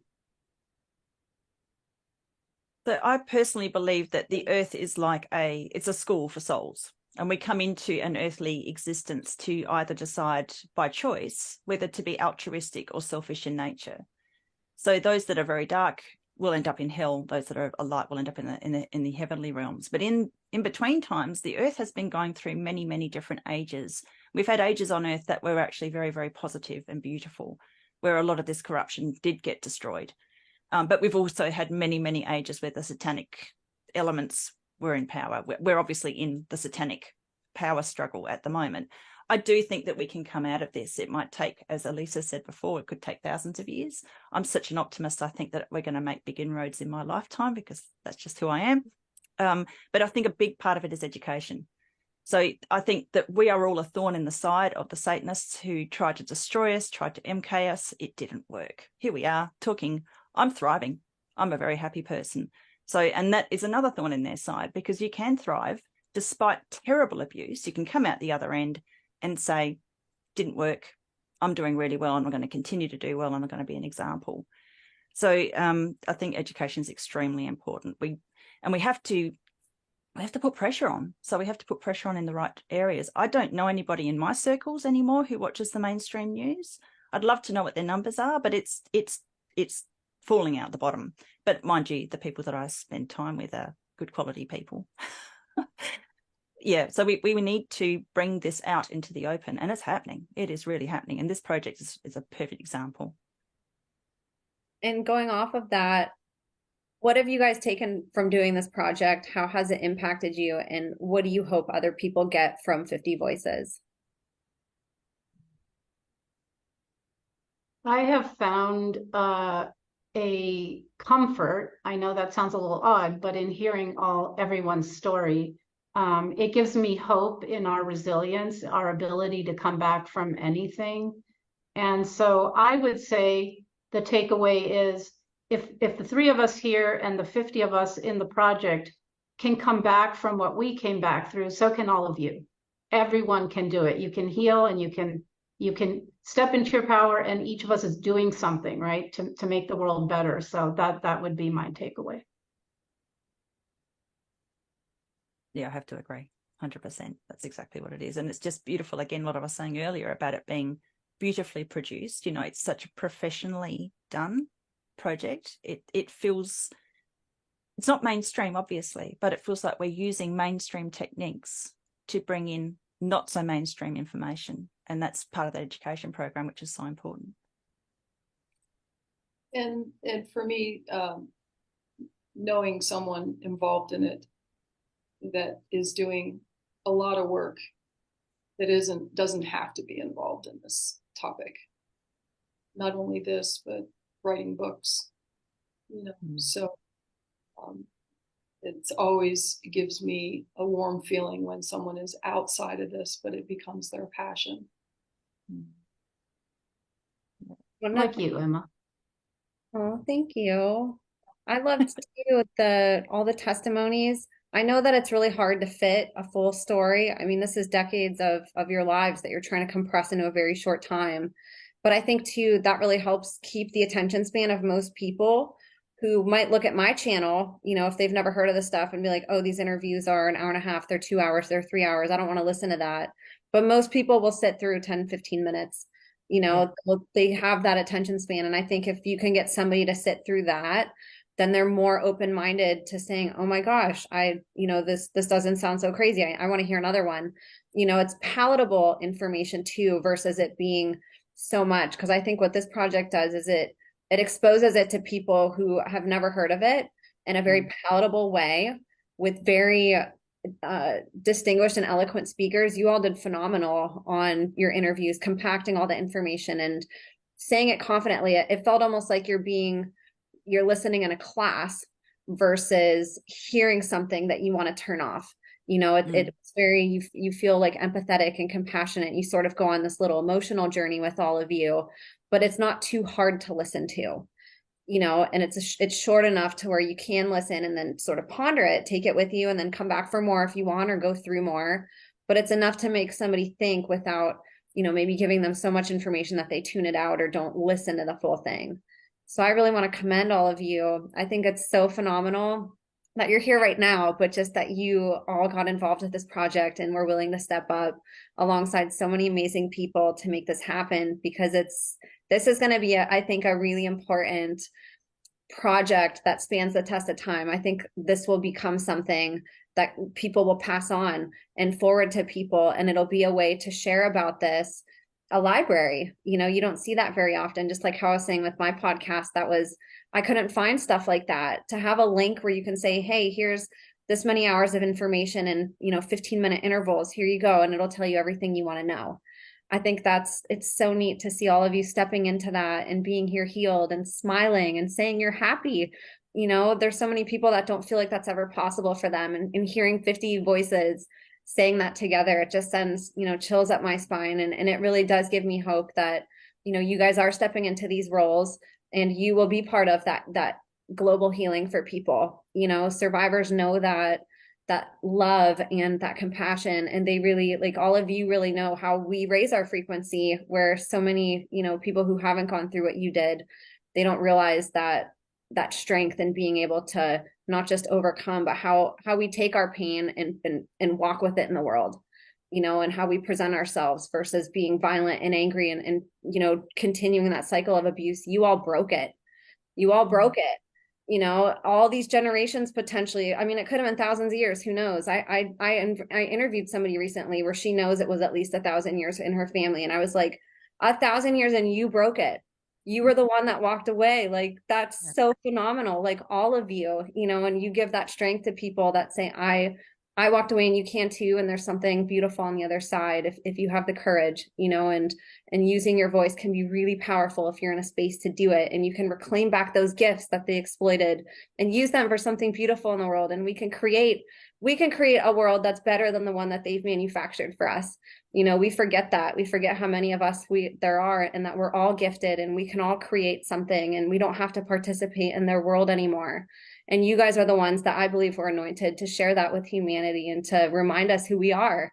We've forgotten along the way, mainly because we've been conditioned, but you guys are the reminders of who we really are and what's possible, not just with healing, but just as a human, coming back to that humanity. So I want to thank you all so much for coming on here. And if you guys want to go around, I don't know if you're on social media. I know, Max, you have your podcast. Rachel, I know you have a business. Elisa, you have a book. Feel free to plug where people can connect with you. I love when guests go follow you and support you, watch your shows, get your books. So if you want to share where people can connect with you, I'll list all that in the show notes too. Beautiful. Well, I'm on Telegram, BitChute, Rumble, and YouTube. Just at my name. I have a website, and so I do interviews, and I also write articles, and that is Unbroken.Global. And you can also find Unbroken.Global on BitChute, Brighteon, and Rumble. I have a book, and it can be found at logosophiabooks.com. And I haven't spoken about this publicly yet, but I'm partnering with someone, a wonderful man, a radio host that I interviewed with many years ago and have kept in touch with. And we're partnering up to create an MKUltra SRA TI financial relief fund. And that should be happening fairly soon. We keep, as with many things, keep getting delayed, but just busy schedules and getting, not being able to meet up. But it is going to happen. As a matter of fact, tomorrow he and I are going to record the first show. It's just going to be the two of us, but it'll be a monthly show for donations. And we're getting the 501c3 set up now and the website set up now. And I'm feeling really good about it. Yeah. Wow, congratulations. That's so beautiful. Well, the link when it's done, and you can pass it on to survivors who can then apply for funding if they need it. And of course, that'll be based on how much donations we get. Do you know what platform you'll be on by chance? No, not yet. This is Tim Ray. of United Intentions Media. And we will be using his site. And I'm not sure if we're going to really be doing much beyond that. Like, people will have to go to the site, but we'll post the information and ask people to post it around so they can find it. Well, you'll both have to come on. I'd love to do a podcast and help promote that. That sounds phenomenal. Or maybe you can go on with him. Absolutely, that would be great. However, I can help any of you. We're in this together. We're better together. And is there anything else that any of you wanted to say before we close for today? No, I think I'm good. I think we covered it. Well, bless you, ladies. You did an amazing job sharing and bringing awareness and even justice to this amazing project that you've all been a part of. We're all so lucky that you did decide to use your voice, and that you're taking the things that were exploited and you're turning them into something beautiful to contribute to the world. And it really does. It fills my cup, and it gives me so much hope for where we're headed as humanity. And to see just amazing, strong survivors like you being on the forefront of this. I love the leaders. It's like, you guys are the true leaders. And I'm so excited that people are starting to turn away from the TV and starting to listen to survivor testimonies, to learn about our world that we live in and to learn about us. So just thank you, ladies, with all my heart, for coming on and for being a part of the special anniversary episode. It's really special for me. And for everybody listening, I'm going to link Rachel's, Max's, and Elisa's links below. Please go support them. I know that there is a lot of nonprofits, and Elisa's going to have one that's going to be legit, which is really cool because a lot of them aren't. And we always want to support the good ones. But I always say, go directly to survivors. If you do have $5, $10, a resource, whatever it is, contribute it directly to the source. Share their podcast, buy their books. This is material that mainstream media is never going to elevate. They're never going to give a platform to you. These are voices that will never be heard unless we share them. And slowly but surely, we're expanding the bandwidth of who's hearing these amazing stories and meeting these amazing survivors. So thank you all so much for your support over the last 3 years. And I'm so excited to go into season 4 with you all. And I can't wait to see you guys next week. And God bless you.